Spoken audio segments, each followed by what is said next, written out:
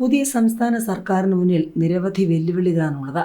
പ്രിയദർശിനി തുടക്കത്തിലെ പാളിയെന്ന വിമർശനങ്ങൾ ഒരു വശത്ത്, ഇതിനിടെ സ്വകാര്യ ബസ്സുകളുടെ ആശങ്ക മറുവശത്ത്. ഏതായാലും വരും ദിവസങ്ങളിൽ സതീശൻ സർക്കാരിന്റെ നടപടികൾ ഉണ്ടാകുമെന്ന് വ്യക്തം.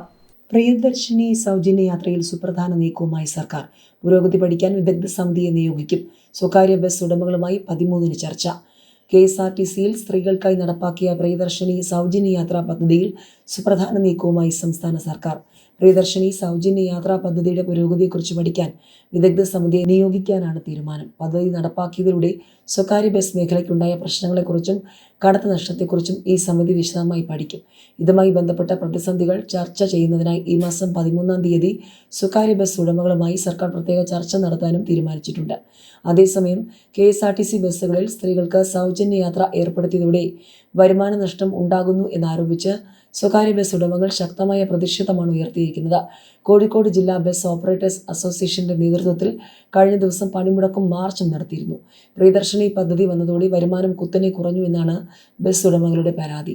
ഇന്ധനവിലയിലെ വർധനവ് കൂടി വന്നതോടെ പിടിച്ചു നിൽക്കാൻ കഴിയുന്നില്ല എന്നും ഉടമകൾ പറയുന്നു. ഈ സാഹചര്യത്തിലാണ് സ്വകാര്യ ബസ് ഉടമകളുമായി സർക്കാർ പ്രത്യേക ചർച്ച നടത്താൻ തീരുമാനിച്ചിരിക്കുന്നത്. PSC പരീക്ഷാ ക്രമക്കേട് വിജിലൻസ് അന്വേഷണത്തിലേക്ക്. ആസൂത്രണ ബോർഡ് ചീഫ് പരീക്ഷയുടെ ഉത്തര മൂല്യനിർണ്ണയം ചെയ്യാതെ വിട്ടതിലുള്ള അന്വേഷണം സംസ്ഥാന പോലീസ് ഏറ്റെടുത്തേക്കും. വിജിലൻസിനെ അന്വേഷണ ചുമതല ഏൽപ്പിക്കുന്നതിനെക്കുറിച്ചാണ് ആലോചന. നിയമോപദേശം തേടാൻ ആഭ്യന്തര വകുപ്പ് തീരുമാനിച്ചു. ഭരണഘടനാ സ്ഥാപനമായ PSCയുമായി ബന്ധപ്പെട്ട ക്രമക്കേട് അന്വേഷിക്കുന്നതിന് നിയമ തടസ്സമുണ്ടോ എന്നതിലാണ് ഉപദേശം തേടുന്നത്. PSCയുടെ അന്വേഷണം ശരിയായ വിധത്തിലല്ലെന്ന ആരോപണം ഉയർന്നിട്ടുണ്ട്. ചെയർമാന് കീഴിലുള്ള ഉദ്യോഗസ്ഥയ്ക്കാണ് ഇപ്പോൾ അന്വേഷണ ചുമതല. അന്വേഷണം അട്ടിമറിക്കാനാണിതെന്നാണ് വിമർശനം. ഈ സാഹചര്യത്തിലാണ് അന്വേഷണം ഏറ്റെടുക്കാൻ സർക്കാർ ആലോചിക്കുന്നത്. ഇക്കാര്യത്തിൽ അടുത്ത മന്ത്രിസഭാ യോഗത്തിൽ തീരുമാനമെടുക്കും. ആസൂത്രണ ബോർഡിലെ 3 വിഭാഗങ്ങളുടെ ചീഫ് തസ്തികയ്ക്കുള്ള പൊതുപരീക്ഷയിൽ 10 ഉത്തരങ്ങൾ മൂല്യനിർണ്ണയം നടത്താതെ വിട്ടിരുന്നു.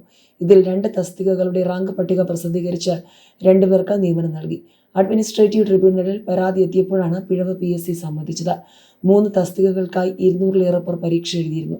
അവരുടെയെല്ലാം ഉത്തരക്കടലാസ് പുനർമൂല്യനിർണ്ണയം നടത്തി റാങ്ക് പട്ടിക പരിഷ്കരിക്കുമെന്നും PSC അറിയിച്ചു. അതിനുള്ള നടപടികളൊന്നും ആയിട്ടില്ല. PSCയെക്കുറിച്ച് ഒട്ടേറെ പരാതികളാണ് മുഖ്യമന്ത്രിക്കും മന്ത്രിമാർക്കും ലഭിക്കുന്നത്. ഫിഷറീസ് വകുപ്പിലെ extension officer, assistant information officer, DYSP special recruitment, law college assistant professor, Kerala administrative service KAS, സർവകലാശാല PRO തസ്തികകളിലെ തിരഞ്ഞെടുപ്പ് നടപടികളെക്കുറിച്ചാണ് പരാതികൾ കൂടുതലും. ഇവയെക്കുറിച്ചും നിഷ്പക്ഷമായ അന്വേഷണം വേണമെന്ന് വകുപ്പ് മന്ത്രിമാർ മുഖ്യമന്ത്രിയോട് ആവശ്യപ്പെട്ടിട്ടുണ്ട്. ഈ പരാതികളും വിജിലൻസ് അന്വേഷണത്തിന് കൈമാറാനാണ് ആലോചന.